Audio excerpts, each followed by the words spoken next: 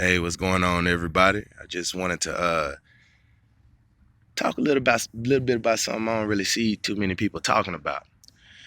These are grapes, right? All four of these, and I have them in this specific order for a reason I'm about to get into. This is Vickie, my Victoria Red grape. Y'all already know Big Freedie. Hey, the Fredonia grape. This is a Niagara. Never mind this onion. It didn't make it in my belly, and I didn't want to waste it. Or that little wimpy ass garlic. It was just in the soil and it pushed through. But anyways, this is Mrs. Welch, my Concord grape, right? And they're in this order for a reason. Again, this is just something that I don't see enough people talking about. It could help out a lot of new gardeners. It could help out a lot of like some of you vets too. But this Victoria Red grape here, she give me grapes in June. As she is right now, all of them, small and contained. This is how they fruit. She give me grapes in June.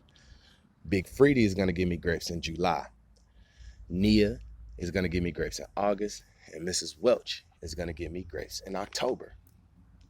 The thing about fruiting vines is the same with trees, right? Once you put them in the ground and you let them grow and their root structure get big enough, and they start pushing out them real long vines, your harvest window opens up. So instead of harvesting for 3 to 4 weeks, your harvest time jumps 4 to 8 weeks. And what that means is once I put these in the ground,